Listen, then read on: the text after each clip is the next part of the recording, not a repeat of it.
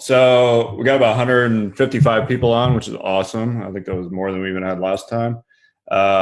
So today's call is going to be all about leads. And for people who are not familiar with leads, the lead is like the first, let's say, 2 to 3 pages of a long form sales letter. It could be a little more. If you're looking at a video, it's like the first, a VSL, it's like the first minute or 2 minutes. The cool thing about leads is that you can simply swap out one lead for another and get huge conversion boost. I mistakenly used to write entire new offers before I learned about leads, which is a huge waste of time. And you can literally, like I said, you can revive dead offers. You could take offers that are kind of mediocre and turn them into winners. Stefan did this for one of the V-Shred offers where it was kind of a mediocre offer. Then Stefan rewrote the lead and beat the current control by about 72%. And that offer went from doing like, I don't know, 10, 20 sales a day to now it's doing like 1,500 sales a day. Huge difference. And that was all just with rewriting 2 to 3 pages of the lead. So, like I said, the lead is, in my opinion, and probably in Stefan's opinion, the most important part of copy on the page. If you had to look at every kind of block of copy on the page and how important it is, the lead is without a doubt the most important, because if you have page 4 through 24 that are amazing, but page 1 through 4 are mediocre, page 4 through 24 is not going to get read. That's really what it boils down to. And the one thing to really keep in mind is people don't have to read your copy. A lot of people forget this. Like they have distractions getting on Instagram. They have distractions with someone texting them. They have distractions someone's email. You're competing with that at every single second that someone's reading your sales letter or watching your VSL. So that's why you have to hook them really hard and really quick in order to keep them reading. So we're going to go over kind of Stefan's perfect lead formula today.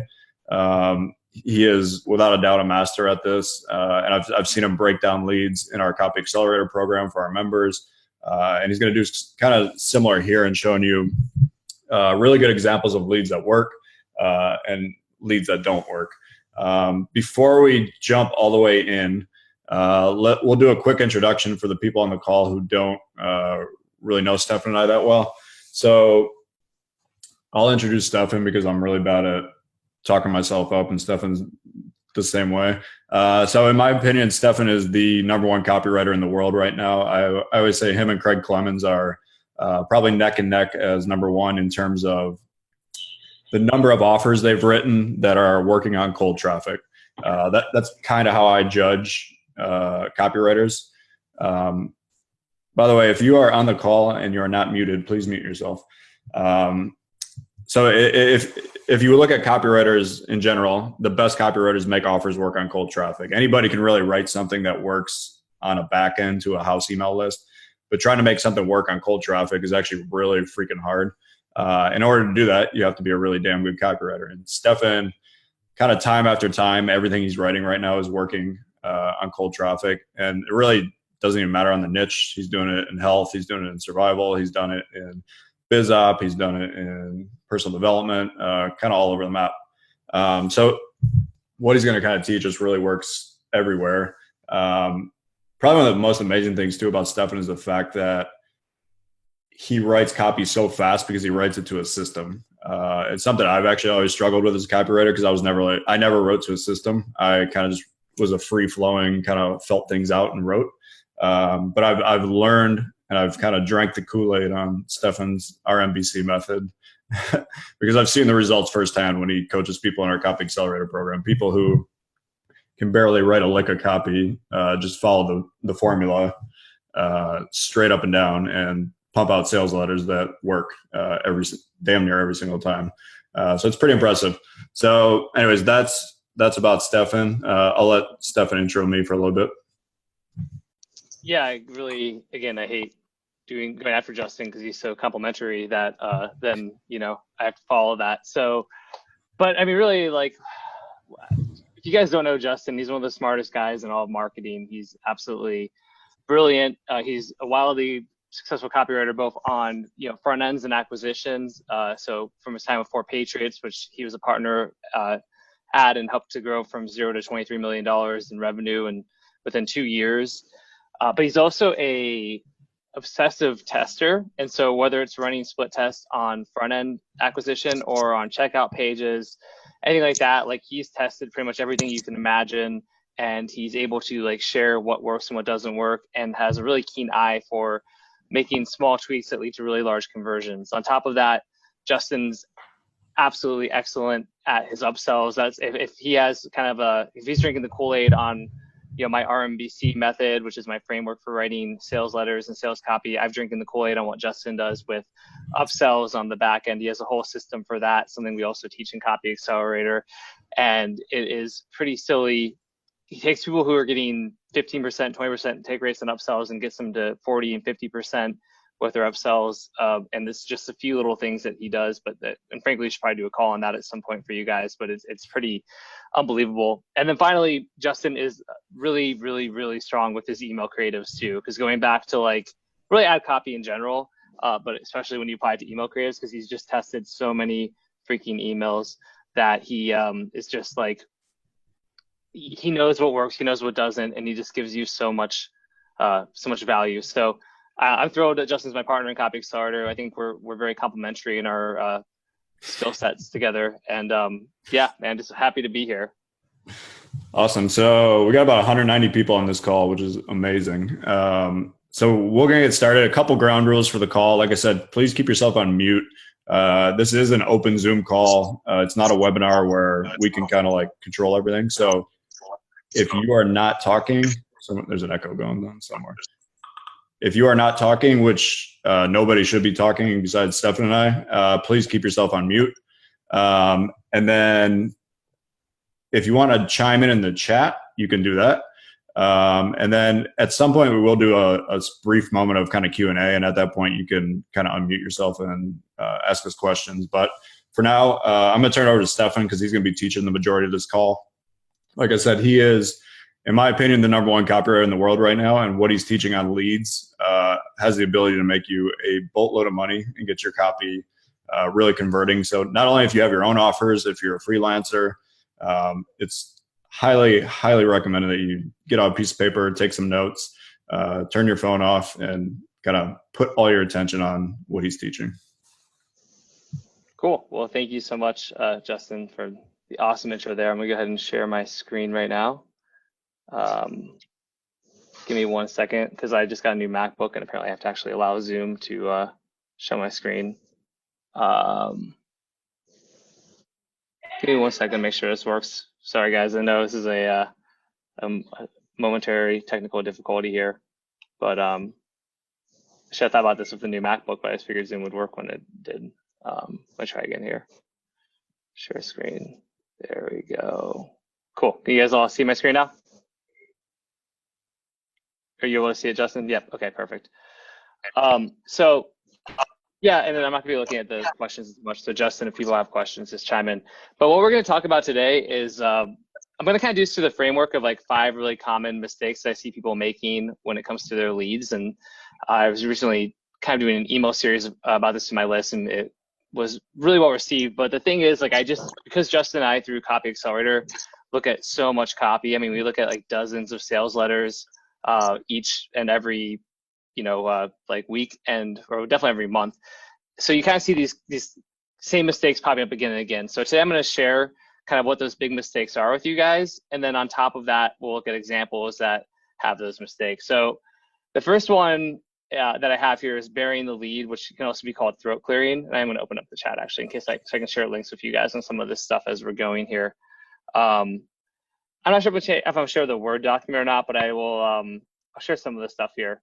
But basically, throat clearing is really just like where people are instead of getting to like the big idea or the hook or whatever's going to capture someone's attention in the lead, instead of that, they sort of start just talking about.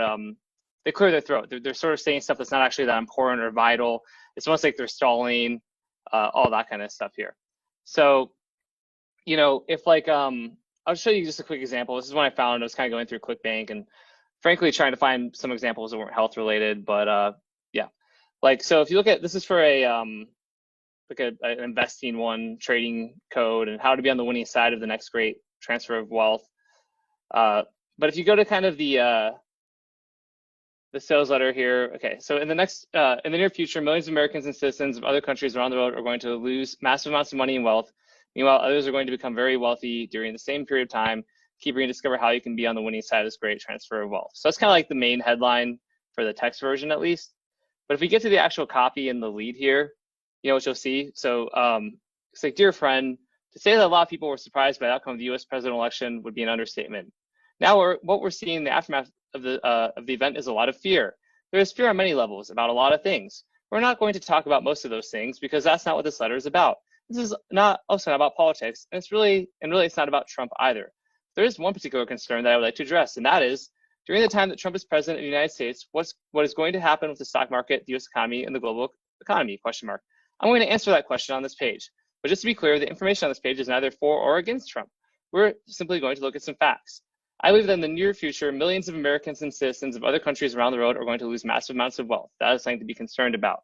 So basically, yeah, this part right here is like where the actual kind of big idea or the lead is and where it should start. This whole part here is just wasted copy, basically. Right? They're just sort of like, they're trying to be conversational, I guess, but it just is not, it loses you right away. And I guess they wanted to.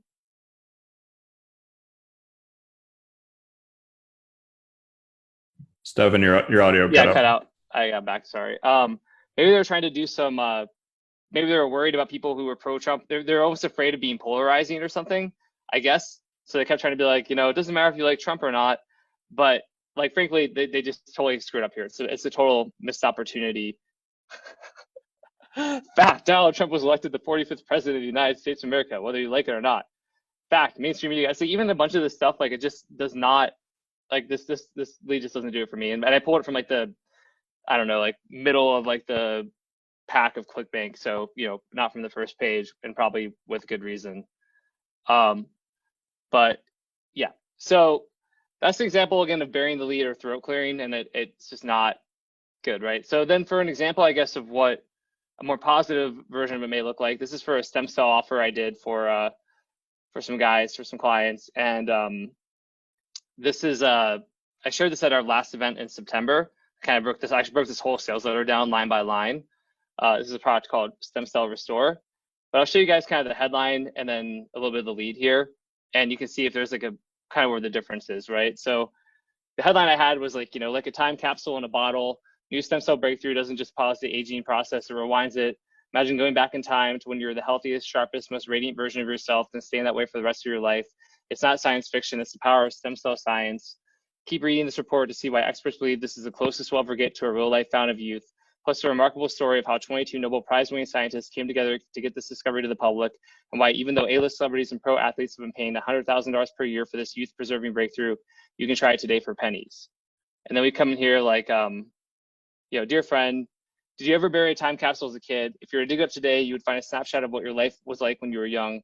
What I want to tell you about today is being referred to by many health experts as a time capsule in a bottle because it represents the latest breakthrough in ethical stem cell science, something that comes in the form of a single tiny and easy to swallow pill. And each time you take one of these little time capsules, it sends your body on a journey back in time, so you start to look and feel like you did when you were young. In fact, right now, even as you read this, people across the world are tapping into the newest advances in stem cell science, and they're surprised to discover that aching, screaming joints are suddenly soothed and calm, as if the pain they've dealt with for years vanishes before their eyes. Physically, they become the very picture of youth with dewy, radiant, permanently glowing skin. They often experience the elimination of wrinkles around their eyes, under their chin, on the sides of their mouth. They see new hair sprouting up from their head with a full, glossy sheen. Sometimes they even need to change their shampoo and conditioner. And they find that their nails grow faster, thicker, and healthier than at any point in their life.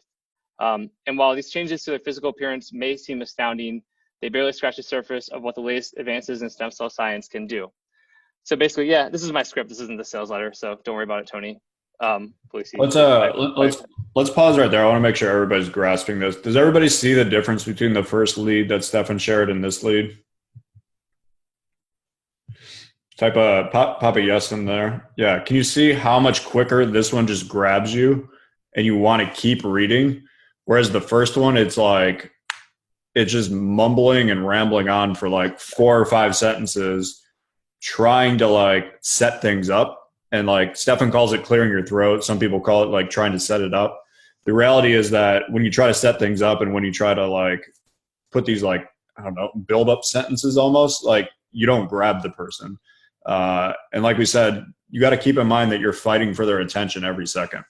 So if you don't grab them right away, like just the difference in that first one, if that person was to eliminate those first like 5 or 6 sentences, there would probably be a pretty huge conversion boost if they just got rid of those first 5 sentences and started with a line that really just grabbed you right out of the gate. Yeah, even if the first line was like, "Dear friend, I believe that in the near future, millions of Americans and citizens of other countries around the world are going to lose massive amounts of wealth." That's something to be concerned about, which I don't think they need this kind of parenthetical part because obviously it's concerning. But even if they just started with this as like the first line, sorry, but like this was the first line, I think the conversions would increase significantly.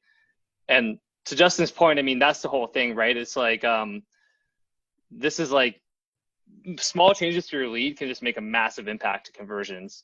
Going back to that burn, kind of sales letter, right? It's like I dissected that on our previous call that we did our free kind of training, and like I changed some stuff, but like I actually didn't even change that much. But what I changed led to that massive increase and got them to be able to scale quite a bit here. So I know someone asked like, how would you rewrite it, Adil? But yeah, really, I mean, I'd probably be starting with just something about the law, like the potential of a loss, and just sort of hooking them and talking about like I don't know, maybe teasing an emotional story and some fascinations, which we're going to get to, and some other things like that.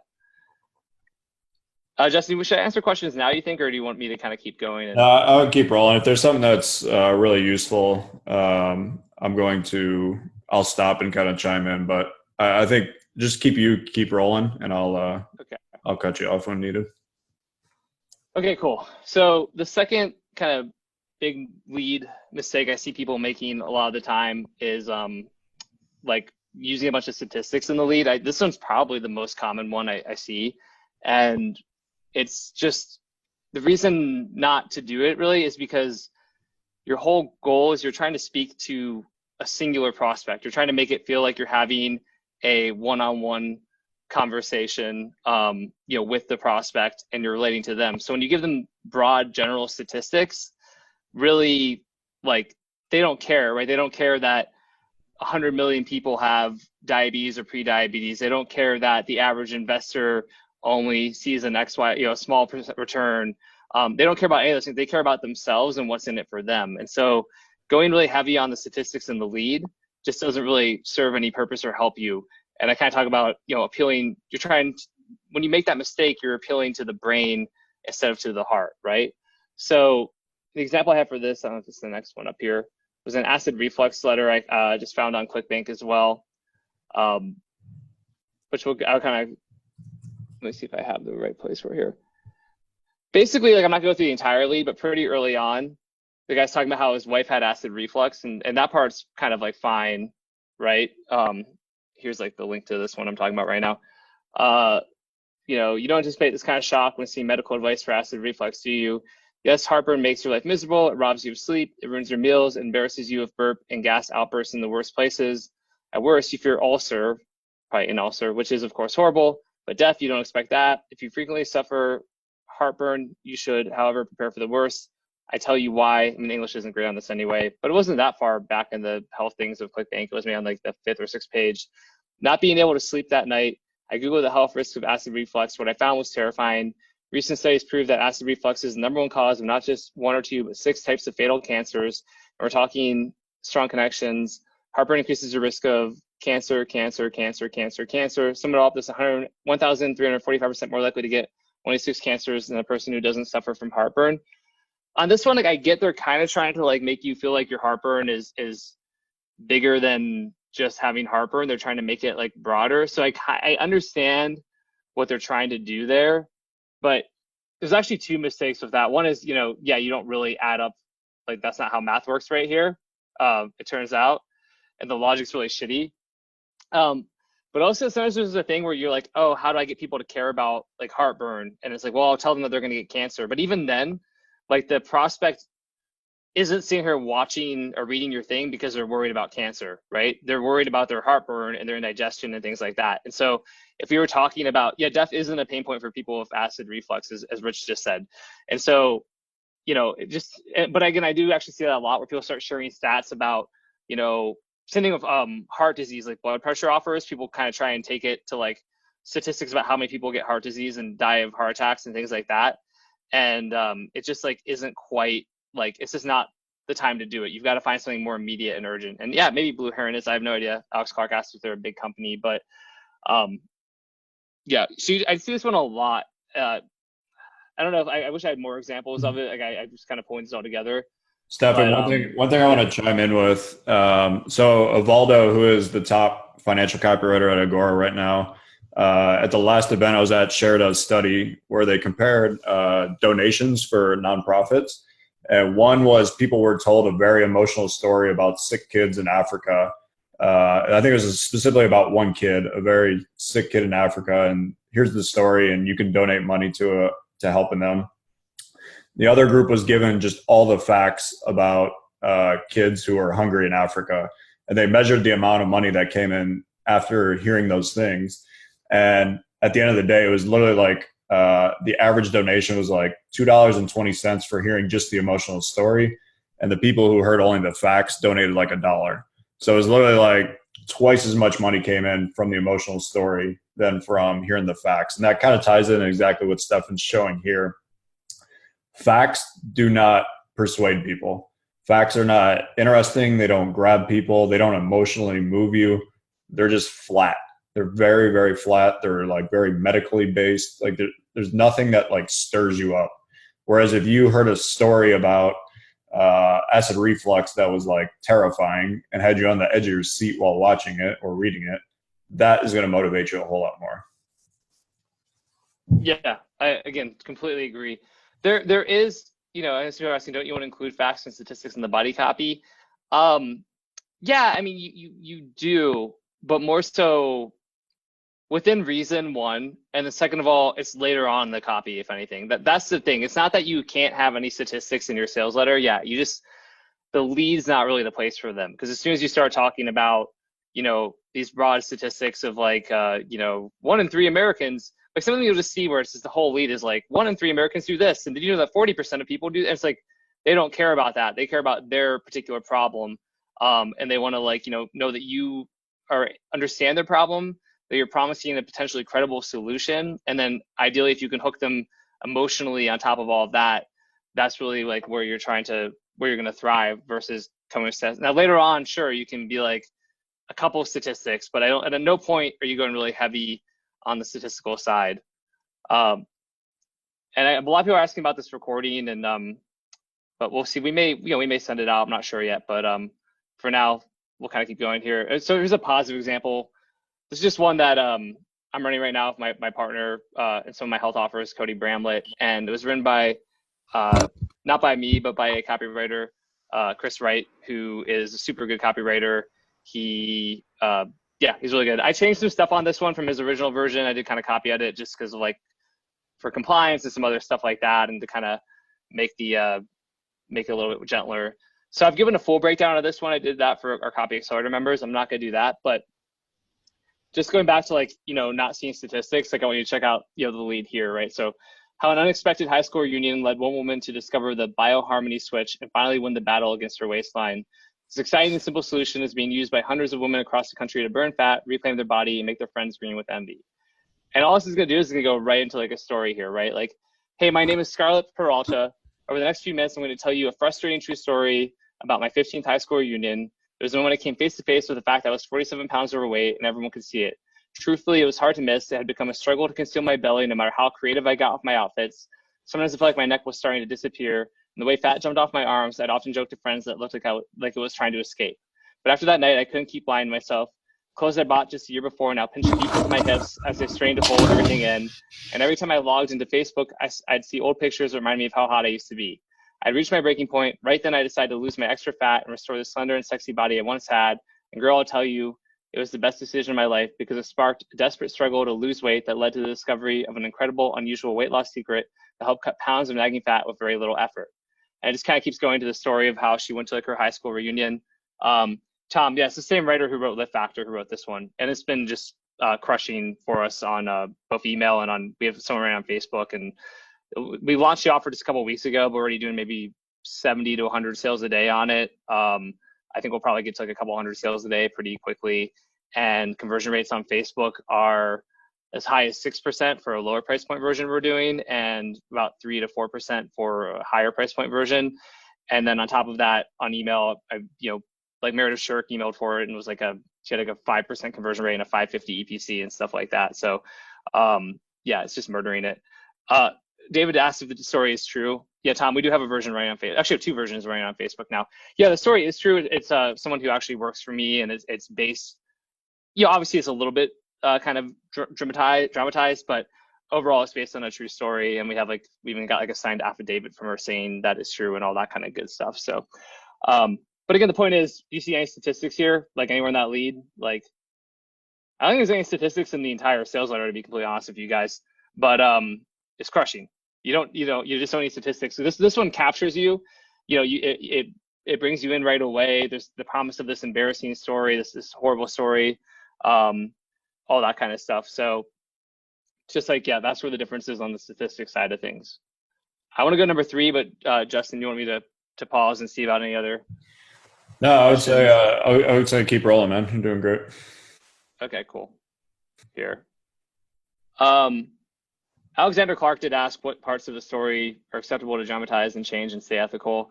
I think if you're just sort of like, I don't know. I don't know. I don't get an answer for it. It's like a little bit of storytelling. Like I'm not making things up. I'm not changing facts. I'm just sort of telling them in like a way, like I imagine like the ghostwriter and somebody's told me a story and I'm just like now like adding drama to it and things of that nature more than anything. That's kind of the way I approach it.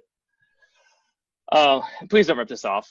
I know there's a bunch of people on this call and I showed the link. So, please don't rip it off. Okay. Now the third mistake is like not talking to the prospect, right? I call this kind of Ron Burgundy syndrome, just because like I love the movie Anchorman. And if you think about the character Ron Burgundy, for those who've seen it, he's like the most self-obsessed person ever, right? And so he's never actually listening to anybody else or hearing anybody else, and he's not really like talking to other people. He's just very self-obsessed and about himself. And I see this as a huge issue or problem in a lot of copy where they don't pause to relate the lead back to the reader or the viewer. So like I have 2 examples here. I think I've got them pulled up already. I pulled these just from ClickBank too, and this one here is for a diabetes one, right? So if you have diabetes, pre-diabetes, or know someone with these conditions, and read this carefully as the following information can save your life. So, okay, cool. The headline here does have, talks to the reader, but then it's gonna go into like a story and it just goes for a very long time without relating back to the reader. So I cannot believe what they were telling me. I woke up in a daze. I could feel myself wrapped by the firm constricting sheets and the stale smell that can only be found in a hospital. I could hear the beeping sound that somebody was not well. Through my haze, I was able to see my family. I could see tears in their eyes. As soon as they noticed I was waking, they had pure joy and relief that I wasn't dead. Soon afterwards, as I was confused, the doctor came to me with a face that almost seemed shocked that I was staring back at him. I asked the doctor, what's going on where I am? Or what's going on, where am I? The last I remember, I was watering my lawn when all of a sudden things just went black. The doctor told me the most shocking news of my life. He said, you have just woken up from a diabetic coma. Your blood sugar level was so high, you should have died. I have never felt so much fear and disappointment in life. The thought of my kids growing up without their father and my wife losing her husband made me feel like I had lost complete control of my life and health. I was only 43 years old with a beautiful wife, 2 boys and 1 girl. My youngest, my 5-year-old daughter, Stephanie, hugged me, looked me in the eye and said, Daddy, what's wrong with you? At that moment, I realized I could not let this disease take my life, not now, not ever. Upon returning home from the hospital, as we were sitting for dinner, I could not believe the look of sadness and fear that my family had in their eyes. I'd never seen anything like this before. After dinner, it just keeps going, right? So the story itself is like not like, it's not bad, right? And it's kind of like, it's a little bit inspired probably by the Veda blood sugar offer that, Daniel Toe used to run back in the day. And I had the diabetes protocol back in the day. And, like, and diabetes is a vertical that, does well. But yeah, to people's comments we're seeing here, it's just like, it's still I. Fortunately, I'm telling you, we have to get pretty far down here until he finally mentions you again. And then it's back to I again, though, still. It's kind of crazy. So if this one like switched it and stopped it and started relating it to the reader more, it would just be significantly better. And the other one I have, is I won't go through this, but this is just another one of I found on ClickBank called My Cellulite Solution, where I start telling this story, and same thing. They don't get to like you. The first time you is mentioned is like right here, but there's this all this stuff about a you. And like the challenge there is, again, if I'm the reader, my whole question is like, what's in it for me, right? Like, why am I here? I've seen an ad, an email, I've clicked something, and I'm reading somebody's like crappy story, and they're just like, all right, man, like, you know, that stinks. Gavin, which one do you own, the blood sugar one or the cellulite one? I think the cellulite one says. Cool. Well, again, I think the formatting is beautiful on it. I just think you could, if we could find a way to relate it to the reader faster. Oh yeah, this is cellulite. Is Dave's blood sugar? I don't know. By the way, again, it's not that these things won't work. I'm not like, and that's the point, but it's just like they can be better. You know what I mean? Like, I'm not necessarily saying like this is garbage copy, but I am saying like it could be better if we did some things to change them. And that's like the advantage. That's the big thing. And that's what we teach again in Copy Accelerator, and we work with people. And I think one of the things that helps me to be successful is the fact that, yeah.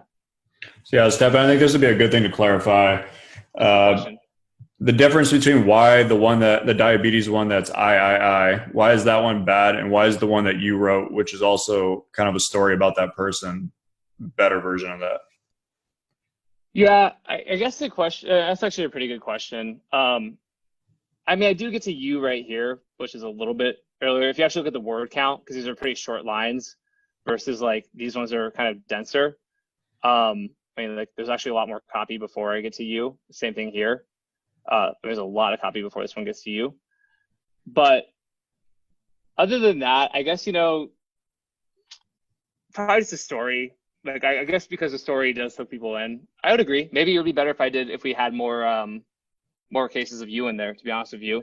Well, I think too, on this one, if you go back up to the headline in the, there's a promise up there that there's a promise for them, whereas the other one doesn't really hit on that anywhere near as much.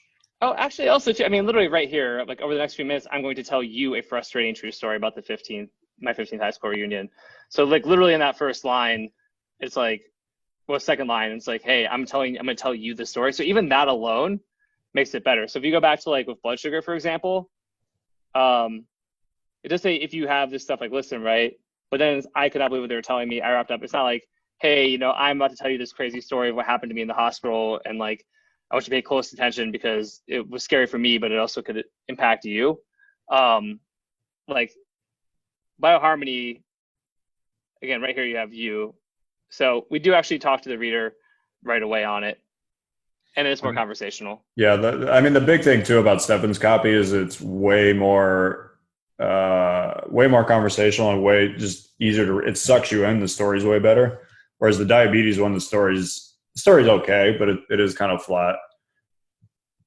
Yeah, and I mean, to be honest too, and this one, because it's for Facebook, has like less usage of the word you too, and there is that. I mean, this one's in a different version. Actually, 3 is the same version, but we have a version where it was more aggressive, where we kind of phased that out because we didn't want to we wanted to be more compliant. Let's see if 2 loads it.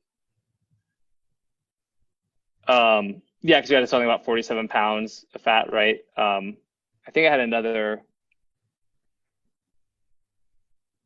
I thought I had another U somewhere else, but maybe not. But yeah, again, at the end of the day, it's like the formatting is a lot better. But yeah. So again, those are negative examples. Another positive example would be for I got this new computer and it's got Safari as my default, and I'm hating it. But for flat belly fix right here, going back to again Ron Burgundy syndrome, right? So if you look at this one, right, discover how I helped my crippled wife shed 23 pounds of unwanted fat and completely flatten her belly without starving herself and without doing any exercise more strenuous than walking to the fridge. The very first line, at first I didn't want to tell you my wife's story. It felt too private, too painful. However, the near miraculous health and weight loss trick we stumbled on that literally saved my wife's life and gave her back her lean, sexy, and pain-free body is something too important to hide. And anyway, it goes on and then tells his wife's story, but again, even here, however, my wife and I had to hit rock bottom before we discovered the powerful system I'm sharing with you in this story. Here's what happened. And then it does have like the story, right, of his wife. But like, again, even just a couple of lines that are like, you know, talking to like to you, I'm going to tell you this story. is very, significant. So like, yeah, the page is kind of wide. It could be my screen too, but you guys notice the difference here? I didn't want to tell you my wife's story. I'm sharing the story with you, right? And then there's another example. Oh my God, I hate this computer right now. So I'm not sure if I have up or not. Oh yeah, this is like an arthritis one that I just found. But like, check this one out, right? You can now relieve your arthritis pain on contact. Medical breakthroughs by Hungarian scientists instantly relieves joint pain, lower back pain, and arthritis pain. Feel blessed relief the first time you try the solution. Dear reader, boom, imagine you're fighting for your life in a war-torn hellhole in the Middle East. Bomb explodes right beside you, smashing your body to the ground. You skirt along the edge of death. Somehow, by the grace of God, you cling to life, but little do you realize your nightmare has just started. You blink your eyes open, light shine downs on your broken body, and you realize you're in a hospital. As you try to sit up from your bed to look around, you think you're safe, but then you feel it. Icy scraping pain shoots through your lower back, shoulders, and knees. It pierces every thought. Your body is racked with pain.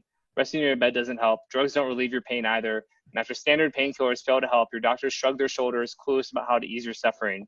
You feel hopeless, cursed to live in pain forever. It feels like a nightmare to even imagine this. What you just heard is the beginning of a true story. This happened to Rick Smith, an American soldier in the Middle East. After a horrific bomb detonated right in front of him, he barely escaped death, only ended up cursed with a lifetime of chronic pain, or so he thought. You see, his true story has an amazing ending. You see, after running out of options, his doctors decided to test a completely different kind of treatment on Rick. It wasn't a complicated medical procedure. He didn't get an operation or any drugs with horrible side effects. In fact, he didn't take a single pill. Instead, Rick's doctors gave him a high-dose patch of something called C32, a pain-relieving metabolite. So with this version here, like, again, if you just look at this here, right, like it captures your attention. But going back to people like, well, what if it's a third-person story? Well, you can still be like, hey, imagine you're experiencing this story, right?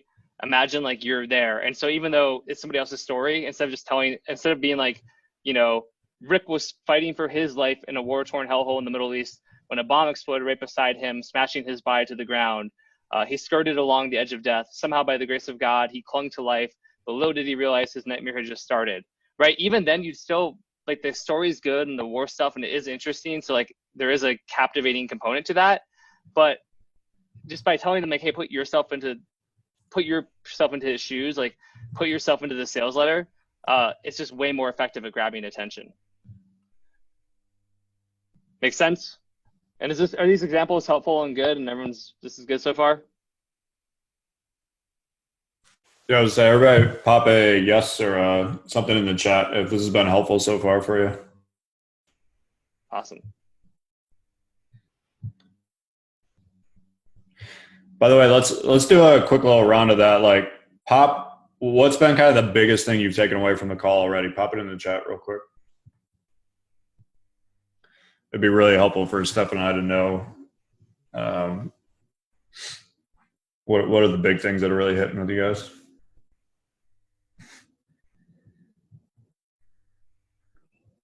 This is great. I love you guys. Thank you so much for sharing all this, because it is really helpful. Awesome. Yeah, this is awesome. It's the fastest Christian I've says, feel free to move faster. Yeah, these are awesome though. Really good. Cool. Awesome. All right, cool. I'll make sure to read the transcript too of this. So if I don't see it at this moment, I will keep reading. But okay. The fourth kind of big mistake, right, that we see in leads especially, is like trying to teach or to be an over explainer. So this one, I see it. It's interesting because I see it all the time, and honestly, even in our Copy Accelerator Mastermind and the guys that we coach and train. I was trying to go through examples today, and I guess because I help people to catch it so often before it goes live, I was like having trouble finding a really a pertinent example. So this is one I did when I emailed my list. So I'm just gonna use this one, but this is like pretty indicative of something I do see pretty regularly. So like this is just like a made up sales copy for this one, and it's like for doing a hypothetical like energy offer, right? So I just made this one up kind of like on the spot, but this is very, very demonstrative of what I see pretty regularly.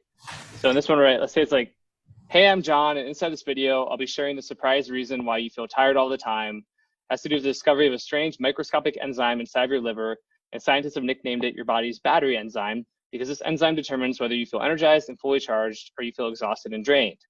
The technical name of this for this battery enzyme is NP241, and the way it works is by feeding the bacteria in your gut.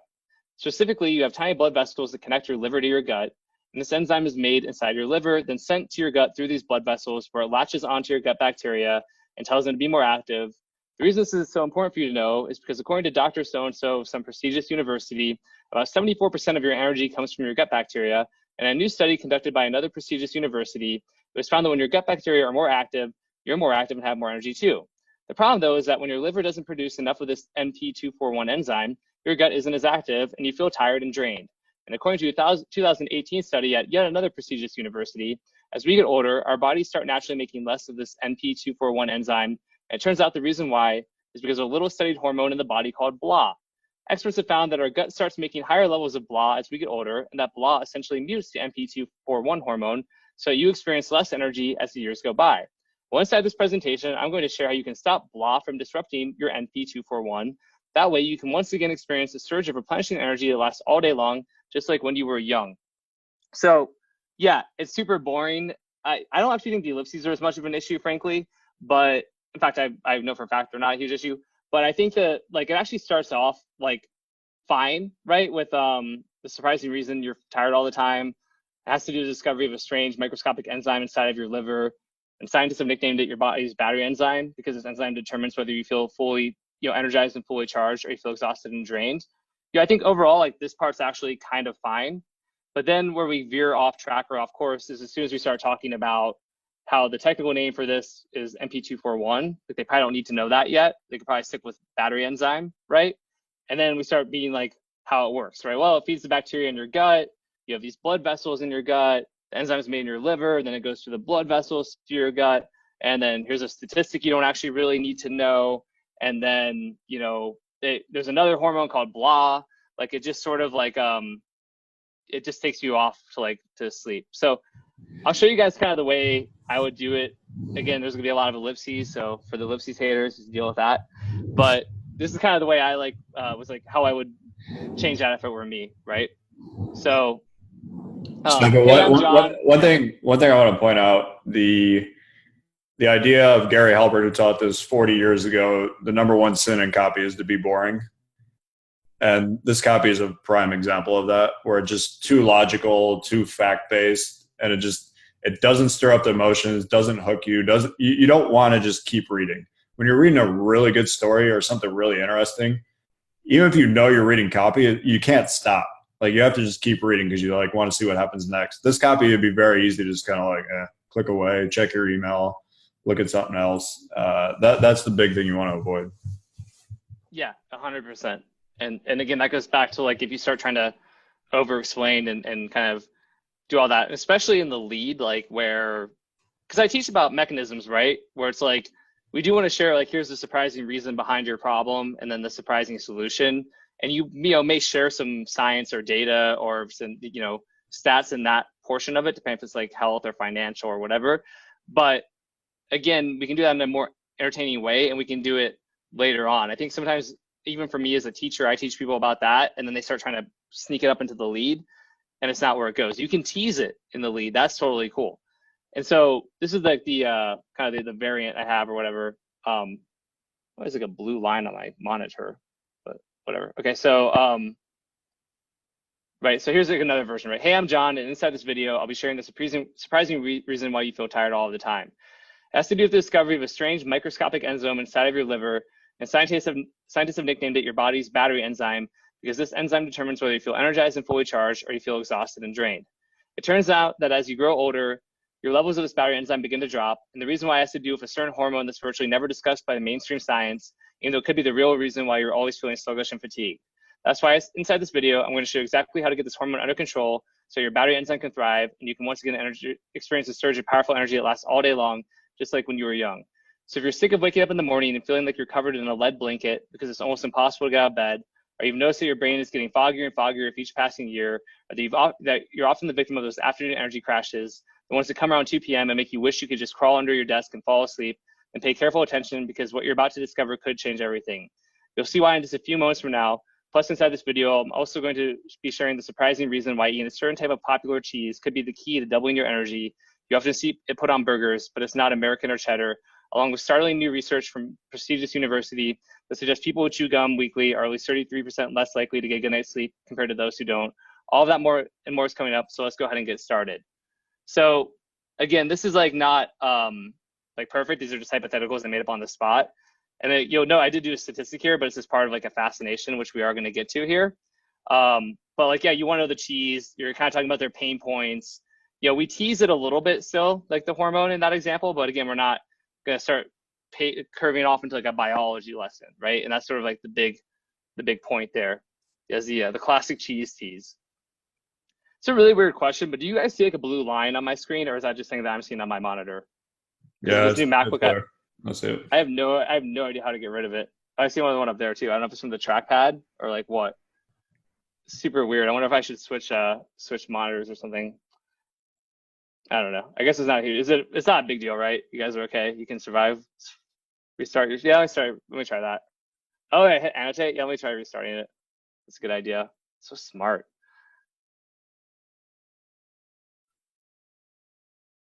Okay, you guys can see it now, and the blue lines are gone. We did it. Okay, cool. Perfect. Okay, cool. And I think I had another example of that, which is, oh yeah, this leptin research one, which is I think I have it up here actually.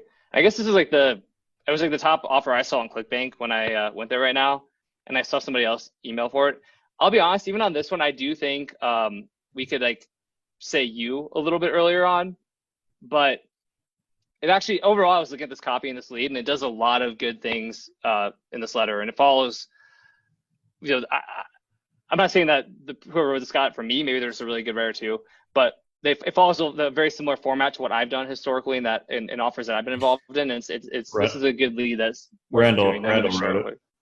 Did he? He wrote the lead at least. Yeah, Randall. Yeah, we went over it in Copy Accelerator. I don't know how I don't remember. I guess I'm just an asshole. But yeah, this is well, good for Randall. He's one of our Copy Accelerator members. Who, by the way, like, not to plug Copy Accelerator, but his income's like quintupled since joining Copy Accelerator on a monthly basis. But the reason why is because he's writing leads like this now. So right, here's how I saved my wife's life with a 5-second hack that kills food cravings and about 62 pounds of raw fat. She exercises every morning, jogging, push-ups, squats. She eats a healthy breakfast, oats, eggs, and spinach. And dinner, chicken, broccoli, rice. She diets keto, vegan, paleo. Oh, I do remember this now. Just as the doctor ordered. She's tired, she's aches, she's hungry, exhausted, she sleeps. But every morning the scales never change. She tries to ignore it, but for my wife Grace, she's a prisoner of her own belly fat. A 46-year-old mother of 3, trapped inside her own body. Her shoulders slumped as the realization set in. She was going to be overweight for the rest of her life. And again, I do think we could be talking to you a little bit in here, but Grace looked up at me and in tears she uttered 5 words I don't think I'll ever forget. I can't live like this, she said. I've never felt so helpless in all my life. I was angry at the doctors whose diets and exercises had done nothing. Angry at God for letting this happen to the woman I loved. Angry at myself for not being able to do anything to help, but I didn't know how. So why am I sharing this story with you today? What happened next is very painful for me to tell, but it forced me to go on a journey that changed everything in my life and the life of tens of thousands of women and men around the world. That led to my discovery of a 5-second water hack from a tiny Malaysian island. One so powerful, it could completely transform my 46-year-old wife's life, support a healthy heart, arteries, and blood sugar levels, and after years of failed diets and feeling hopeless, melt away 2 pounds overnight in just a matter of weeks. And that has lose 62 pounds of raw, ugly fat from all of her belly, arms, face, hips, and thighs, going from this to this. And it kind of keeps going here, but then we talk about the real cause, and it being a dangerous foreign compound swimming in your bloodstream right now that is forcing your body to store more and more fat. Scientists have found it's abundant in every woman and man, especially those over the age of 40 who are finding it impossible to lose and keep fat off their body. And according to new research, it's the root cause of why we gain weight. But fear not, by using my discovery of this simple, forbidden 5-second water hack, which I'm about to reveal on this short page, not only the inhabitants of a small, barely populated Malaysian island 800 miles from home, you can quickly target this dangerous foreign compound and stop your body from storing excess weight. And it goes on from there. So like, yeah, the point of this one being like, he teases, right, that there's this thing here, the dangerous foreign compound, but he doesn't actually start explaining what the foreign compound is. Because a mistake, and now, to be completely honest with you, I don't know if Randall's on this call or not, and I love Randall, but a mistake Randall used to make a lot early on is he would try to over-explain in his leads. So he would mention like the foreign compound thing, and they'd start being like, it's called this. And a bunch of scientists have found, and it would just kind of keep going, and he would get completely derailed. But instead, like and this one did a good job of like just teasing it and then continuing on. So, one thing too to know, this lead, I'm pretty sure was written for a video, and it actually works a lot better on video than it does on text. Yeah, I've got sources of the text version I have, but most people are watching the VSL. Yep. Yeah, I do that for all these, and that's actually one of the reasons there's not quite as many financial examples as I would have liked, is because a lot of them don't have the read the transcript option, and I didn't want to deal with like showing the video. I was curious, what did is there a specific reason some of these leads of husbands telling stories about saving their wives instead of the wives telling their stories? Yeah, it's a good question. There's probably two sides to it. One is like, I can't say this without sounding kind of sexist, but I'm just going to say it. There's something about, I think a lot of women like the idea of like their Prince Charming or their man being like the hero who like wants to like save, like it's heroic and chivalrous and things like that. And again, not like saying that that's reality or anything like that, but I think there is a segment of the market that appreciates this idea of like the husband who's out there trying to like kind of like, do what he can, like, for better or worse, like I love you, that kind of thing. And then another thing, honestly, is that in general, to be completely honest with you guys, male voiceovers tend to do better than female voiceovers every time I've tested it. And so while for a text sales letter, like with BioHarmony or Lift Factor, we don't have a VSL for it. So having a woman as a spokesperson works for some reason. And I not only have I tested this, but I have a lot of other people I know who've tested this pretty extensively. Generally, the market just responds better to men than women. And especially when it's like something like weight loss, I think, even because like, if you have a female talking, I think there's this part of like it where some women kind of like feel like more like petty towards the other woman. Not all women, but this can happen, or feel like, I don't know. There's less trust. Just it is what it is. But when an authoritative man talks, it just for whatever reason seems to do better. I know. I feel, But I mean, a lot of it too is a lot of these businesses are owned by men, so it's them telling the story of their wife or their girlfriend or their mother or whoever it is. So that, and a lot of them, the wife probably doesn't want to be the face of it. They don't mind their story being used, but they don't want to be the face of it. So that a lot of that stuff also factors in as well. Yeah, that's a good point too, actually. And actually, I've seen that actually several times as well, where there's like a really good story from somebody's like wife or something, and then like I'm like, oh my god, that's great, let's use that, and like, oh, she doesn't want to be like, she doesn't want to be the face of it. She doesn't want to talk and stuff. So that does actually happen quite often. Whoever asked if the bullets are strategically centered, I doubt it. It's probably just formatting. So yeah, okay, cool. So we got one more, and the common mistakes. There's actually a couple more, and I'll share those quickly at the very end of this, and not even like examples, but at least a takeaway. But the last one I have is going back to fascinations. I know you guys mentioned like the Screaming Eagle thing, which is a great document for it, but it is not using fascinations and like forgetting to fascinate. So for fascinations, I'll share this example. I don't know if I can pull it up really easily here. Actually, a Screaming Eagle. You guys can do your own Google on this, but I'm gonna hook it up. I think there's a couple places that have it. I don't know if you're supposed to buy it or not, but if you Google it, it's available all over the interwebs. So if you guys have never looked at this newsletter before, I'll be honest with you guys, this is probably one of the 3 to 5 things that improved my sales copywriting the most of everything by far, was studying this. I had a client, Tryon Savion, Savion, right? Sava, back in 2013 or whatever it was. And he made me basically, I was writing for survival stuff at the time, and they made me study this and go through. There's basically 21 different types of kind of curiosity bullets, and they're talked about through here. And they had me go through and actually write out, I think I wrote something crazy like 20 plus bullets for each of the categories. And you can do this for your own offers. You can just pick a book. You take a book off your shelf that's like a kind of how-to book, and create them for that, whatever it is. But seriously, like this document will change your copy and dramatically increase your conversions. In fact, something I wrote for Nick Daniel, who's in Copy Accelerator and with V-Shred and Scalp Nation, I put some at the end of that sales copy, and even texted me. He's like, "Oh my god, I finally get it." And the reason he got it is because when you have these like things in the lead that kind of like create curiosity, then even say if your big idea missed or they weren't that hooked in, if you get to one of these kind of bullets and people are, curiosity sparked as a result of that, then they're much more likely to keep reading or watching the copy because they're like, I have to know the answer to this riddle. Basically, these are all like riddles and things like that. So, a negative example is really any copy that doesn't, do that. I think this was one I just pulled up, but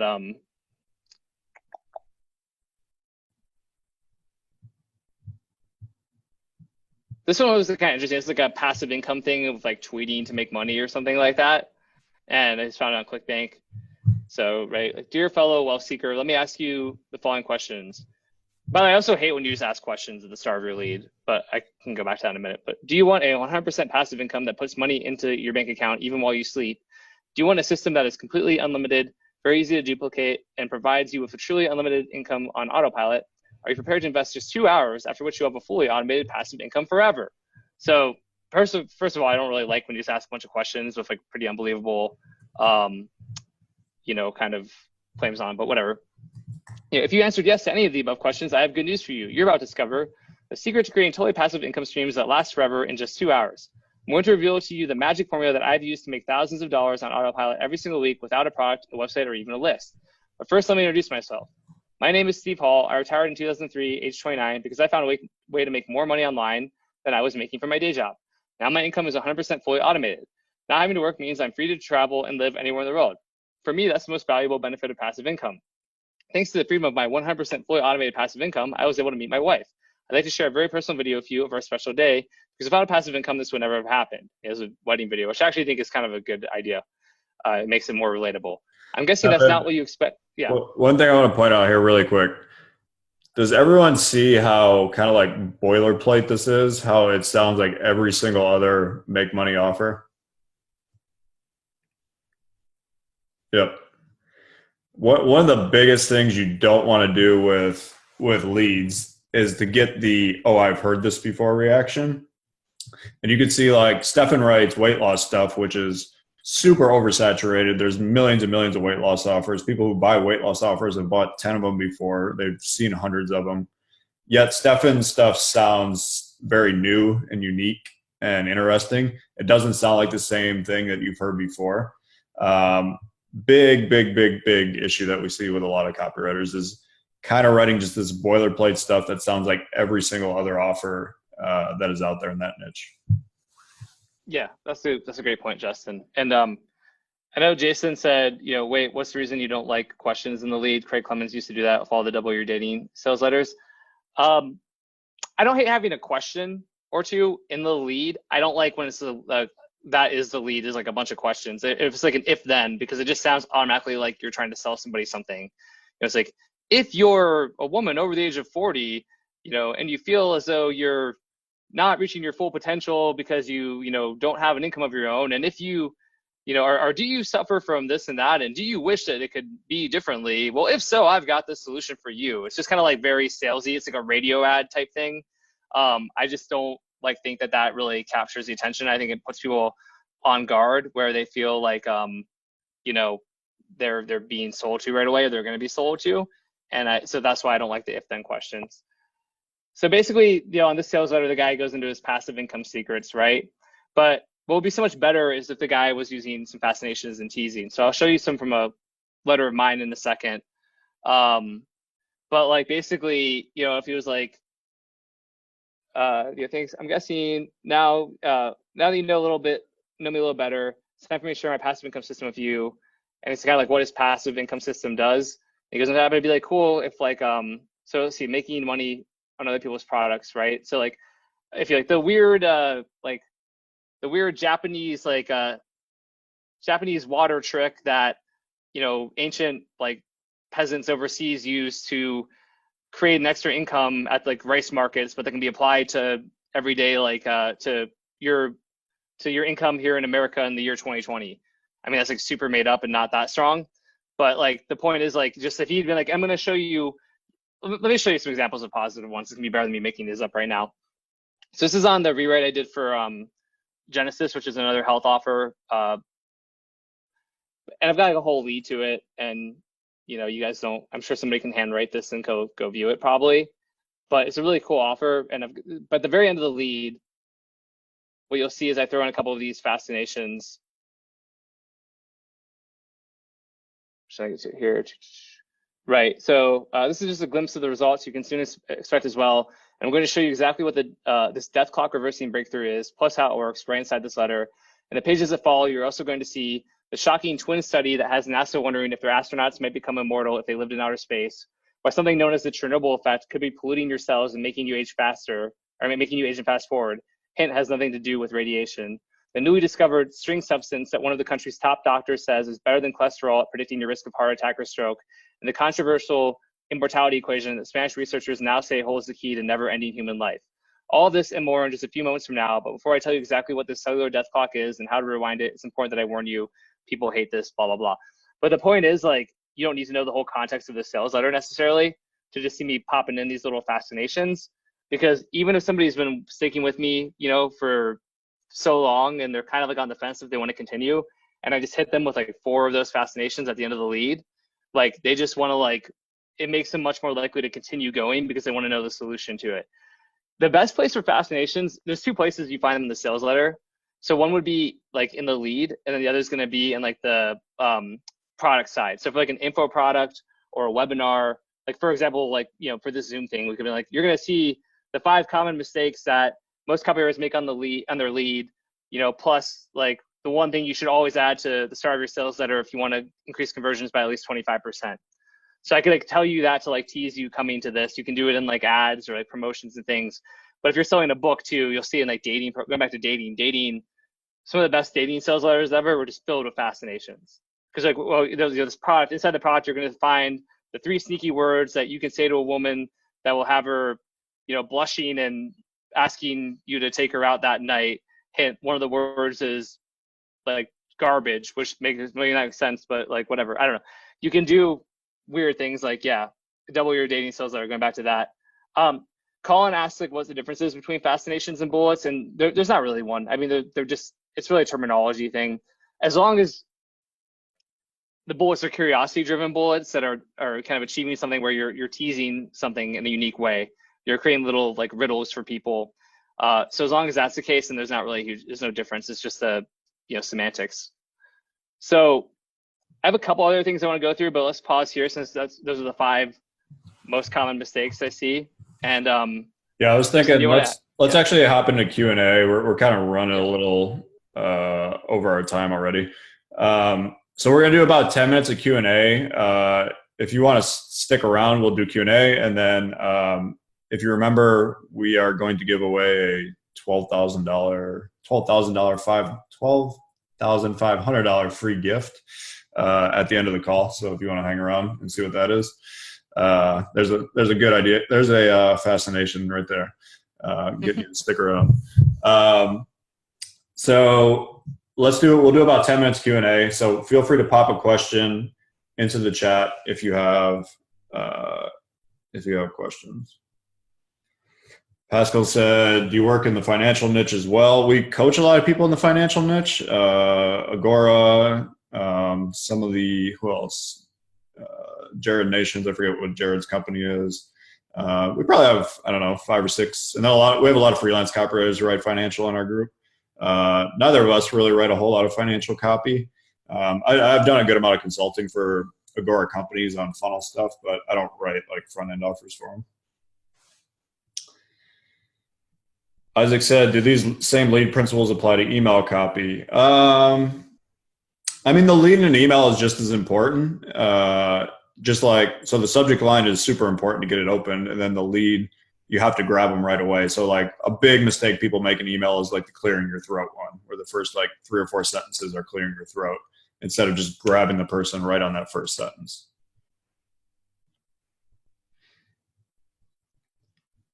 Dustin said, how could this relate to Facebook ads? I'm a local fitness biz and usually try to get lead contact and then get them on the phone. I mean, when you're running Facebook ads, it's very similar too. So if you test a lot of stuff on Facebook ads, you'll notice that you could have an ad that's working and you just play around with the first 2 like sentences of a Facebook ad. and you'll get drastically different click-through rates and conversions and stuff like that just from changing that. So yeah, in really anything, like I said, emails, Facebook ads, sales copy, those first, the lead of it, whatever you consider the lead, the first maybe 3 sentences on a Facebook ad really, really matter. Yeah, and because Isaac had asked a similar question about email, and like same thing though, especially with email, like don't just give people a bunch of statistics. Don't just talk about yourself. Like all of that, like it just don't try to explain a bunch of shit in the email. Like don't over explain. I mean, like basically every single one of these principles applies to email, because an email, if it's a creative with the objective of getting somebody to click, and same thing with an ad, even on Facebook, right? So if you have your image and you have a long text ad beneath it, like the whole point is that you're trying to like captivate somebody, get their curiosity, get their attention, and then get them to take action and click. That's all you're doing. So like these principles apply equally to those things as well. So Eli asked, why don't you like questions in the lead? I think Stefan answered that. It really just, it doesn't hook people anywhere near as well as writing a normal lead. Moni asked, do stories and leads always have to be based on true stories? A lot of this is dependent on the niche. Like in dating, you could get away, almost every VSL in dating, the stories are made up. And because there's no regulation, nobody's going to come after you in the dating niche for making up a story about meeting a girl at a bar. Or meeting a guy at a bar or whatever. No, the FTC is not going to be banging on your door for that. If you make up a story in weight loss about losing 60 pounds or curing your diabetes, there's going to be people in yellow jackets showing up at your door and hauling you off to jail. So very, very niche dependent. Most of the stories Steph and I use, if it's not stories we know personally, it's we read it somewhere, so it is a real story. And we'll kind of phrase it like that. We're not pawning it off as our own, but we are phrasing it as like a real story. Tom asked, at what point do you test a new big idea versus a new lead? Obviously, big idea can move the needle more, but it takes a ton more time. Do you use target metrics to be like, this isn't even close?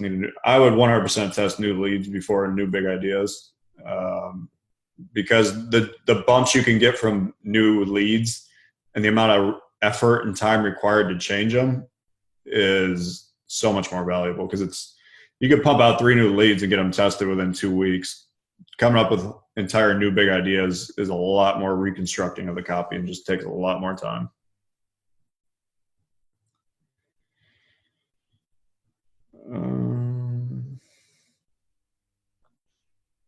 Christian asks, what's survival copy? So 4 Patriots is the company I used to be the sister company of the company I own. So they're probably the biggest player in the survival niche. They have great copy. I'd highly recommend. If you're interested in survival stuff, get on their list and kind of follow what they do.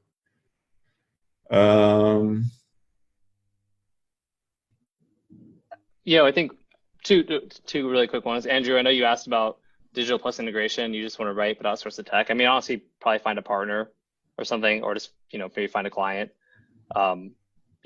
But that's just that. And then with Dave's about how graphics factor into sales letters, or the user fascinations, I just think that is, the visual stuff is really important. I actually I'm going to just put a link into it for you guys. I'm not going to share my screen again. I found one when I was going through examples. That's one of the worst designs I've ever seen in my life, and I've got to share with you guys. But the design is really vital, and I mean, I think people sometimes kind of half-ass it. You guys are going to vomit when you see this one I just shared with you. So, but yeah, so. Let's see here. So do graphics factor into sales letters? Yeah, definitely. We talked about that on the last call we did. Design is definitely a huge part of conversions. Usually the simpler, the better. Allow people to keep reading. That's a big one. Video is important, so people are still reading long copy. Yep. Dating offer, I want to convert it into more of a Dale Carnegie's type of offer. I want to focus on social skills instead of dating. The only reason I would do that is if you're going to do it to Facebook, where you have to make it more clean. So like on Facebook, you'd have to do something like, I don't know, how to be charismatic. Like that's kind of more the flavor of dating offers that you could run on Facebook. That would be the only reason I would probably change that over, unless you got some other reason that I'm not seeing. And when you do change it over, and what a lot of guys are doing that now, and their whole big focus is like 2 things I've seen. One is like it's about inner game, right? So it's like you're focused on your inner game and you being the most like fully realized man instead of this external game with women. So that's kind of like the angle that people are taking. And the other interesting thing that some of them are doing is like actually, like there's a magician guy I saw on Instagram, but it was like street magic, but all of the women he was showing the magic to were like super attractive, like girls that you would want to date, or that like his market would want to date. And I'm pretty sure that was actually for like a dating type of thing too, but it was like kind of being a little bit sneaky. But inner game from the Dale Carnegie side of things is what you would approach that with. Carlos asks, not sure if this was not seen, but thanks for the dollar and the nod to Gary Halbert. Can I ask what you wrote that letter? So he's referring to the direct mail piece we sent out for our upcoming Copy Accelerator Mastermind. A lot of you guys on this call might have got it. Actually, neither Stefan or I wrote it. A guy named Mario, who is actually in our Copy Accelerator group. One of the benefits of being a Copy Accelerator as a freelancer is when Steph and I have jobs, we farm them out to the people in the group. So Mario wrote it. Stefan and I kind of drove the strategy. Stefan and I cleaned it up. Yeah, he did a great job on it. So yeah, he did a really good job. Let's do about two more questions. We got a ton here, so I'm gonna scroll through and see if I can find two that really stand out. If we miss yours, don't take it personally. Yeah, James had a good one that I said I would mention. So I mentioned in my email that I got paid $63,000 for simply rewriting a 2-page lead for a client. Basically, I do a lot of lead stuff on performance basis. So I have a couple clients where I charge them $3,000 for every percentage point I beat their control by. And so for this particular client, it was like a 21% boost. So he paid me $63,000 for the new lead that I wrote. So I don't get paid anything up front. I basically wrote 3 leads for him. One of them lost. One of them was kind of like even, and one of them won by like 21%. He paid me on the 21% one. So yeah, if you're a freelancer, it's a great way. You might not be able to get $3,000 per percentage like I do, but if you're working with the right companies, you might be able to get 1,000. You might be able to get 2,000, something like that. Yeah, I just did a deal like this, like literally signed the contract today or tomorrow, but it was like 10,000 up front, and then basically if I increase the conversion rate by 25%, I get an extra $25,000, and it's like just like a super low hanging fruit for me. And it's actually not even just the lead, there's some on page stuff too. But for me, I'm like, well, that's worth it because it's actually only gonna take me like an hour, maybe 2 hours, and yet I can get an extra $25,000 if I can get that conversion rate boosted, which I can. So yeah, deals like that, like I kind of learned those from Justin. I try and be a little sneaky. I like to get that money up front too, because I just like money in the bank. But yeah, it's a really good model. Tony, a question. At your event in Vegas, are you going to focus more on writing copy or how to drive traffic and convert leads for our own stuff? It's a combination. Our mastermind is truly focused on acquiring customers above everything else, especially from cold traffic. So we really have 3 frameworks for doing that. It's the ads, it's the sales pages, and it's the upsells. So pretty much every talk is on one of those things, whether it's Facebook ads and emails, whether it's stuff on the sales page that you can change to boost conversions, similar to like what we talked about on here with leads, or whether it's upsell stuff, average order value boosters, stuff like that. So those are kind of the 3 things we really focus on. And everybody that's coming to the event is talking about one of those things.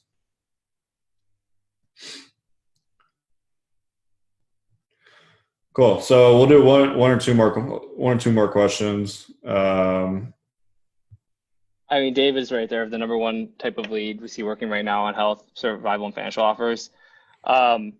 It's typically like, I mean, really emotional storytelling is like the best. You know what I mean? Like it really is. The more you can do that and have an emotional story that does relate back to the reader, really grabs their attention, is absolutely going to be your best bet. Yep. And also, thanks, Brian. Brian said, I can tell you that the last mastermind gave our offer a huge AOV boost. Definitely get in there if you can. That's awesome. We appreciate that. Post who is coming to the Copy Accelerator event in Vegas, February 26th to the 28th. Feel free to pop something in the chat if you are coming. Tim says I am. Scott, Derek, Manuel, Art, Rob. Awesome. Got a bunch of people on here coming. Mattia. Norma. Great. Awesome, guys. So, Moni, everybody's just filing in now. Awesome. So, Steph and I hope you guys got a ton out of this call. We mentioned that we do have a free gift for people who stayed around to the end of the call. And that has to do with the Copy Accelerator event that's coming up in Vegas. So this is not a super hard pitch for it, but if you liked what we shared on the call today, you will absolutely love what we share at the Copy Accelerator event in Vegas. It's very much tactical kind of information like this that you can actually implement and put into practice right away and start making money. If you're a business owner, you pretty much have to be there because the number of big players in the room, from Agora Financial to V-Shred to Credit Secrets to 4Patriots to Natural Health Sherpa, all the biggest direct response companies in our industry are there. If you're a copywriter, I'm not even saying this because it's our event, but there's literally no better place to pick up clients because there are 10 to 15 direct response companies there, literally handing out jobs left and right because they need copywriters. So if you can find a way to get your ass out there, I would 100% recommend it because I don't know how many people last time left with 4 or 5 different gigs each, freelancers. So just the connections you get there is worth every single penny that you'd pay to come to the event. So yeah, just real quick, Justin, because one of the things we do is we did this last time, we're gonna do it again this time, is like something like we're like, hey, if you're a company looking to hire copywriters, or you're just looking to hire copywriters, can you stand up and tell us a little bit about yourself and what you're looking for? And we had like 12 or 15 people stand up, and they were like, we're here to hire copywriters. And then we had the copywriters stand up, and we were able to connect those people.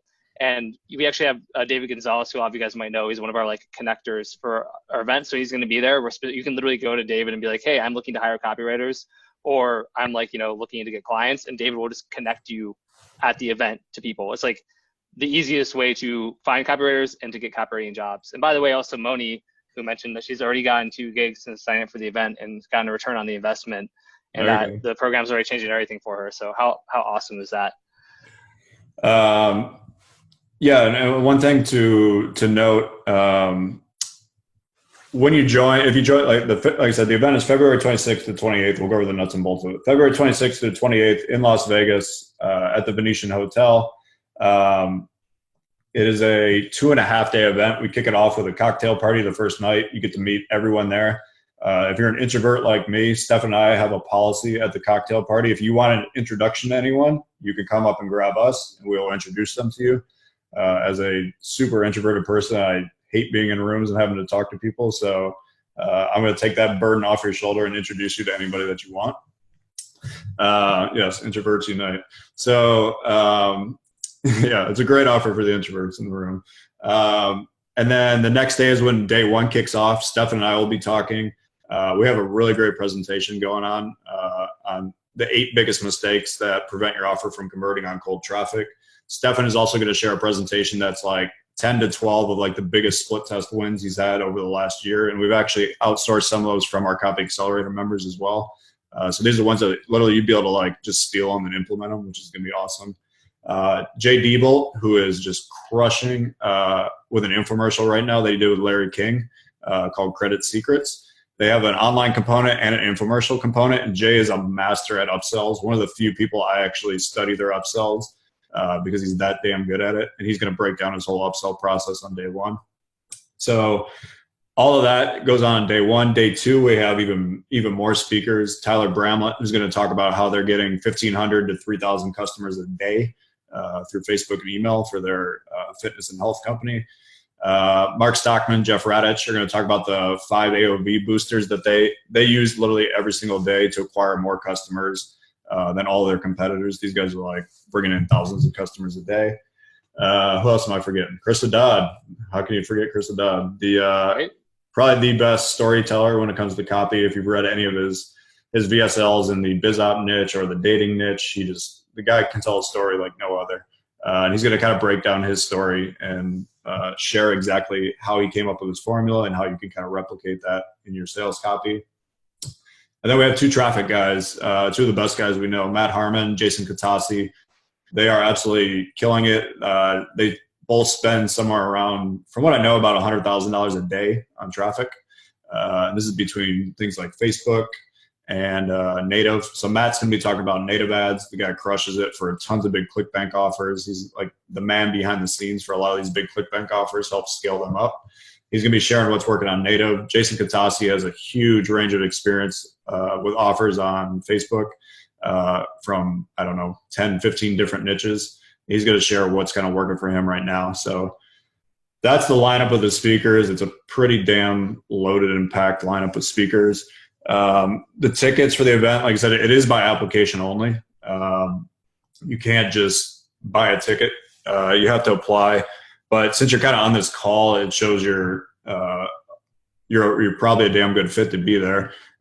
You basically just have to do a call with Blake from our team. Blake's gonna ask you a few questions. We just make sure, because this is the actual event for our mastermind, so we want to make sure everybody in the room is kind of at a certain level. It's not a bunch of biz op freebie seekers that are trying to infiltrate the mastermind and and ruin the experience. So that's the event. The tickets are $29.50 for one ticket. If you buy more than one ticket, you can get a discount on the second one. So if you want to bring a business partner, if you want to bring a copywriter, if you want to bring a media buyer, if you want to bring a marketer from your team, pretty highly recommended that you do that. One thing Stefan and I have noticed, literally all the most successful people at this event who are in our group bring as many people as possible. Mark Stockman and Jeff Radich, who run Natural Health Sherpa, which is probably one of the biggest players in the health space right now, have 8 different people in our mastermind and bring every single one of them to the event. And there's a reason they do that, because they see the value, the benefit that their team gets from it. So highly recommend that if you are a business owner, feel free to bring copywriters, bring marketers, that type of thing, because the ROI you're going to get from it is huge. Josh said, how many people total will be at the event? The room only fits 200, and there's no way for us to make it bigger. So once the seats are gone, just kind of like our Austin event, we actually said this for the Austin event, and some people didn't believe us. They just thought we were having fake scarcity, and then the seats sold out and there were no seats left. So same thing for this event. I would say right as of now, I don't know, what do you think? There's maybe 50, 40 spots left, if that? Yeah, something like that. But I know there's a couple, like I know Ryan Saplin's buying 4 tickets on February 2nd or 3rd, whatever the first Monday of February is. And we still have like, I don't know, 20 plus people in the application place where Blake has got calls scheduled with him over the next week. So again, not trying to create a whole bunch of scarcity, but like we already have, there's probably another 20 of those tickets to 25 that are going to get sold in the next few days beyond that. So there's probably 100, 150 people coming as of now. And I would say realistically, maybe 30 seats left at this point. Also, Eric did ask if there's a place for people in the real estate niche, like for both traditional and DR side, like for high ticket coaching. And yeah, I would say absolutely. That's the thing. We showed a lot of health examples, but at the end of the day, well, first of all, I mean, Jay's doing credit and finance stuff, which can tie into real estate. We've got members who are doing, more, I guess biz op, but not in the slimy way. But all the principles that you learn, both from advertising, scaling offers, scaling, and getting things to convert better, those things apply to everything. So whether it's traditional real estate and your mailers that you're doing, or it's high ticket real estate, copy principles are universal. I own a call center and they're doing that on phone calls now. They're using copy principles to sell all kinds of stuff to people. So it is, yeah. And then Ryan Connolly said, if you're accepted into the Copy Accelerator Mastermind, you automatically have access to the event, correct? Yeah, that's correct. So our members get to come to our events at no additional cost, plus they get to bring one of their partners with them, or actually any of their partners with them at no additional cost as well. Yep. Yeah. Josh asked, would it be okay to apply for payment set up for my company? Yeah, and if approved, get payment made after. Yeah, definitely. And Eric asked for prepper people too, 100%. I think Alan's coming to this one, isn't he? Justin? Yeah, so my old business partner is Alan Baylor, who runs For Patriots. Him and Paul Norwine, who's their head of marketing. They are the biggest company in the prepper niche. I don't know what they are now, but I would say probably a $40 to $50 million company, somewhere in there. They will be at the event. They would be a great person to connect with if you're in the prepper niche. Yeah. So how much is the investment for Cop? So the Copy Accelerator program is $30,000 for the year. The event to sit in on is $29.50. That's $2,950. So it's about a tenth of the price. It's really, you get to come if you want to come and just hang out, meet people, learn, and then leave and not join the program. That's perfectly fine. If you want to come, join the program later, that's great. Really, it's a chance for you to see what the mastermind is like, to meet people, really experience what Stefan and I can do for you and how we can help you. That's really the whole point of the event.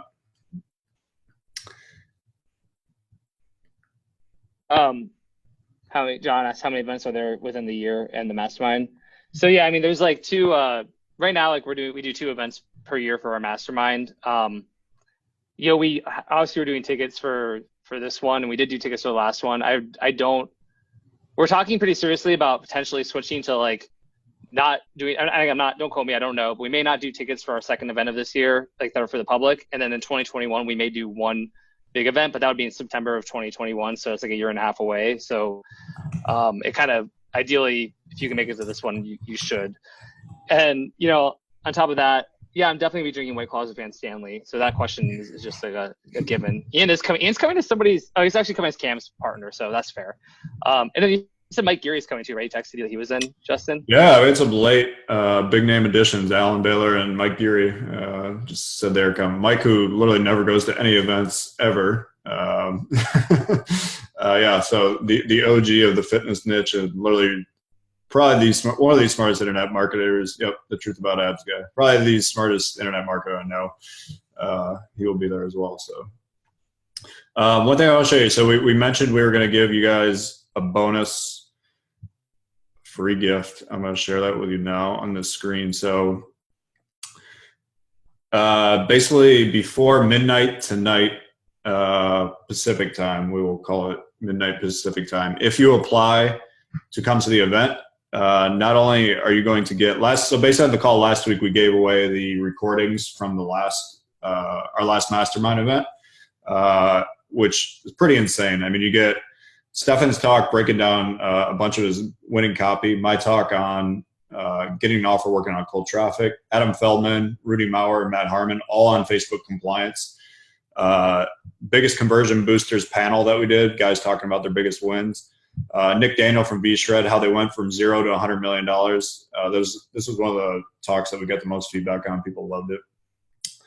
Jordan Hall, Upsell Ninja, broke down his entire upsell thing and how he gets 53% take rate on his upsells. Allison Carpio, who just crushes quiz funnels for Natural Health Sherpa, broke down her entire how they do all their quiz funnels and acquire thousands of customers a day. Ed Ray, the 19-year-old copywriting, whiz kid, who is Dan Locke's head copywriter. This guy cranks out more ads than, anybody I know with Facebook. So he broke down how they're doing Facebook ads, what's working for them, and still keeping it compliant. So that was the mastermind event in September. You're going to get a copy of that. And then on top of it, we're giving you an even bigger bonus this time. This is the actual recordings from Stefan's Las Vegas copywriting intensive. This was a $12,500 event. There was 55 people in the room who all paid that much money to attend. Literally some of the, like I said, the biggest direct response companies in the world were there. And Stefan basically wooed everybody for 3 days, revealing the RMBC system and exactly how he pumps out such winning copy at such a fast rate. That's probably the most impressive thing to me. The fact that he can write a sales letter that works in like 3 or 4 days is insane. But after seeing him kind of teach the people in Copy Accelerator this and me learning it from him personally, I now understand. Like I said, I'm a Kool-Aid drinker of the RMBC method now. So anyways, yeah, that is, like I said, worth $12,500.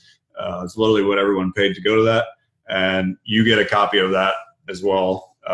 If you sign up, if you apply to come to the event before midnight Pacific time tonight. So there is a deadline on it, but that'll be yours to keep. Stefan, anything you want to add? One thing, yeah, I keep putting the link in just because of like the chat going. I'm not trying to like spam you guys, but one thing I would encourage is, even if you're kind of on the fence, or you're thinking like, you want to go but you have to check dates or anything like that, then I would still just apply right now. It takes like 30 seconds. It doesn't take a long time to apply.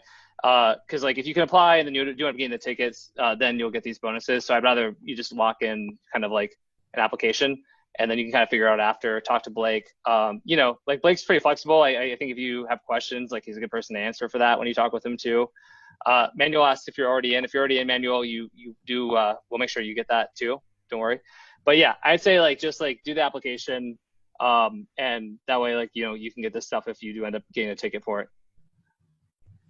Cool. Frankly, Anyone have? I'm pumped. Yeah. By the way, anyone have questions on the event specifically? Steph and I will keep talking, but if you have questions on it, we'll kind of dive into it. Like I said, if you're a business owner, you have to be there. There's events that business owners just send their employees to. This is not one of those events. I had a full conversation about this with Mark Stockman after the last one. He's like, a lot of these events I just send a couple of my people to, and they take notes for me. And he's like, I'm super glad I came to this one, because being able to meet the people that he met there, like, it's the top business owners from the direct response niche, all there mingling. You get to hang out with them, share, exchange ideas, talk about what's working, what's not working. So making those types of connections for the business owner is huge. And like I said, if you're a freelancer or if you're an employee, a lot of the employees that do go get their bosses to pay for it. Whether you have kind of like an allowance that you can kind of pay for that with, or you're just like, hey, this is going to be super valuable and it's going to make you a bunch more money, you should definitely send me to go there. Something like this, to learn from Stefan and I and to learn from these people in a group of like less than 200 people, you compare that to something like TNC or all the other like big events that there's 7,000 people at. This is a much more intimate environment, and you get kind of more one-on-one and more connection with everybody. So huge value. And then, like we said, for the freelancers, it really is a no-brainer. If you're a freelancer, there's no better way to get clients than at live events. I've been preaching this for years. It was my sole strategy when I was a freelance copywriter, is picking up clients at live events. And there will be 10 to 15 direct response companies here hiring copywriters for sales pages, for emails, for Facebook ads, for autoresponders, all of that stuff, literally at the event. So if you're a freelancer and you don't walk out of there with at least 2 to 3 gigs, that means you hid in the corner or stayed in your room and didn't talk to anybody, because there will be gigs falling into your lap. And even then, if you just tell us like, hey, like, I'm really looking for gigs, or you tell David Gonzalez who's there or whatever, like, we'll force you to talk to somebody and kind of help to facilitate that. That's the biggest thing. Even at the opening night kind of cocktail party reception thing we do, which we're doing again this time, we did in Austin. Like, I literally went around and to everybody I talked to, it was like, what's the number one thing you're looking for at this event? Like, what's your big takeaway that would make it, you're coming here the most worthwhile thing ever? And then whatever people told me, I made a mental note. And like the whole time I was just trying to make sure that happened for every single person. So really, you get that. You can come to us, you tell us, this is what I'm looking for, this is what I need, and we will help you to get that at the event. Michael said, what kind of results these companies want to see at these gigs? It really just depends. I mean, if you're talking about kind of your track record, it's just like, I think most companies will hire pretty much, they'll try out almost anybody, a lot of the big ones especially. I mean, assuming that your rates aren't like crazy. If you, seem like knowledgeable and you have a good kind of track record, you'll have an opportunity. I mean, if you've never written a piece of copy ever before, then we can talk about that, and I can give you some strategies for maybe what you need to do first. But like in general, if you have like, if you're competent at what you do in things, then like you definitely have the opportunity to get hired. Yep. John asked, is Rob, the mastermind a 30K investment up front, and how long is that for? So yeah, just to be clear, if you want to join the mastermind fully for the entire year, it's 30K investment. That can be paid monthly, which we offer that as well. To come to the event, though, like I said, the event itself is just $2,950, so $2,950. And then if you want to bring multiple people to the event, it's a little cheaper for the next 1 or 2 people that you bring. Yeah, and for the mastermind, like 1 month of the mastermind is $2,950. So, but like you actually we're gonna put you into the Copy Accelerator Mastermind for the whole like month leading up to the event when you buy a ticket. I don't know if you've even mentioned that, but it's a huge like benefit. Some of the people who already have been in there have like messaged me like, holy shit, like the Facebook group alone where we're doing copy feedback, critiques and stuff, like you're getting like live, or not live, like usually same day feedback on your copy from Justin and I, and you get access to like a bunch of the resources, the old call recordings, the copy jobs board. We have all kinds of stuff too. So literally, like, you could buy a ticket to this event, get to like test drive Copy Accelerator for an entire month leading up to the event, and get access to everything. And then yes, John, partners can come to. Yeah, we'll show that as part of as you can see here. So we have the Austin Mastermind, we have the Stefan's copy thing. These are all the stuff that is in the membership site. So Tried and True is a Facebook ad agency that runs basically for all the biggest direct response companies on Facebook. They do compliance calls. We have all these calls in here.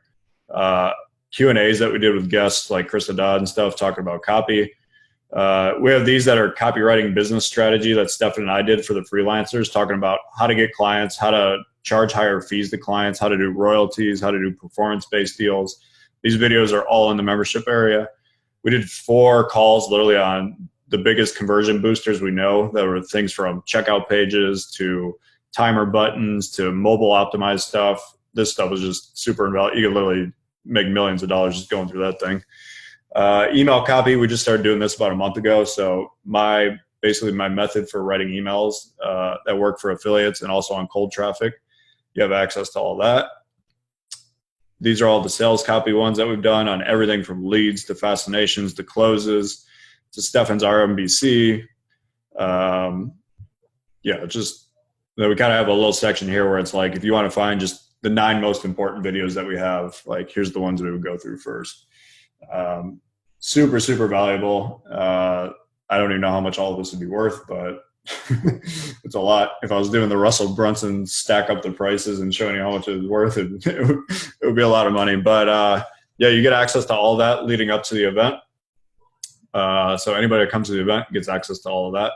And then you also get access to the high paying copy jobs group. So if you're a freelancer, we have a specific group where Stefan and I post copywriting jobs in for the people in Copy Accelerator. So, I mean, there's big jobs in there. There's jobs from people like Primal Health, from V-Shred, Agora Financial. It goes on and on. And then there's stuff for emails. There's stuff for landers. There's stuff for pre-sale pages. Basically, every job that Stefan and I get hit up on that him and I don't have time to do, we post in there for our members, and they usually take them up on it. So we just got hit up today too for for somebody for one of their clients has a director of marketing position open. It's a full-time job, remote position, solid company, and we got to post that in the jobs board later today. But we're getting hit up all the time with people who are looking for hires, mostly for copy, but even some cool other stuff too. And then, I mean, it's I don't know if I want to show the Facebook group or not, but it's just ridiculous how active our Facebook group is. Yeah, man. Probably the biggest thing in there is that you get real feedback from Steph and I on stuff you're working on. So it could be copy you're working on. If you're thinking of, hey, I'm thinking of creating this product, what do you guys think of going that way versus this way? One of the biggest things we do for a lot of people is save them 8 months of misery because they're like, oh, I'm going to put together this product, and Steph and I are like, we don't think that's a good idea. And that doesn't have a huge money value that we could show to people, but it's that saves you so much. I mean, one of the worst things you can do in this industry is pump out a mediocre offer that just doesn't go anywhere. We save a lot of people from that. So you'll see the page. I'll make one last kind of note of this. So this is the sales page for the mastermind. You can read all about it on there, see all the details, what it's all about, who's speaking, who's going to be there. There's a bunch of pictures and stuff from our last one. I'm sure a lot of you have seen the page already. It's linked in the chat. I'm just going to scroll down to the bottom and show you where to click. You'll see a big orange button that says click here to apply for a seat at the mastermind. Like I said, you do need to apply. It'll take you over this application. You fill out the application. And then once you submit it, you'll book a call on Calendly with Blake from our team. Blake will do a 15-minute call with you, see if you're a good fit. If you're a good fit, we will get you a ticket. And you will be joining us in Las Vegas, February 26th to the 28th. Anything you want to add, stuff? Yeah, it's at the Venetian. We've got just awesome stuff planned. The opening kind of open bar cocktail reception the first night, which is where you'll just meet with so many people, business owners, other copywriters, Justin and myself, obviously. Then after that, there's 2 full days between Justin and I presenting and live speakers. And then at the end of the last day, we'll even have a wrap-up party, which we're looking at renting a ridiculous mansion. We have a couple we're looking at, and we'll have basically that one's really fun. We did it in Boston, and I thought people would be burned out kind of because it's several days, but everyone came. We rented a house there, and it was a blast. So we'll have plenty of White Claws. I don't know about a Fat Tuesdays machine. I can't say no. Yeah. So basically, the first night party is like the night of the 26th, and then you've got full days on the 27th and 28th, and another party on the night of the 28th too. And the night of the 28th again, it's like way a house, everyone's just chilling. Like that's even like the most because like the end of the event, so like you really want to just kick in and talk for like 30 minutes about copy or whatever. I mean that's the situation, the time to do it. It's just a really great chance to spend a bunch of time with both Justin and I, but also all of the high level people who are going to be there and who are in the mastermind. And again, just apply if you're not, if you're like, if you think, I mean, if you're not going to come, then don't apply, right? Why waste your time? But if you're like, well, I'd like to come, but I think like, I'm not sure about the dates, or maybe I like want to make sure that I want to make the investment, whatever. And I get that. I would still apply right now because like that way you can get access to all the stuff we've shared, if you do buy a ticket. So yeah.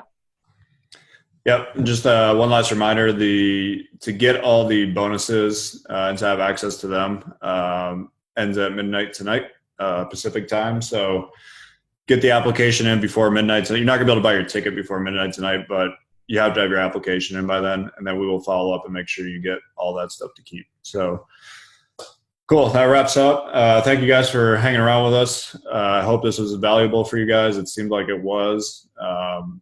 Steph and I will probably be doing a few more of these calls leading up to the event. So hope to see you back on those. And just a quick reminder, like I said, midnight tonight, Pacific time, fill out the application. You can see everything at copyacceleratormastermind.com. Yeah. All right, guys. Take care. All right. Thanks, guys. Appreciate it.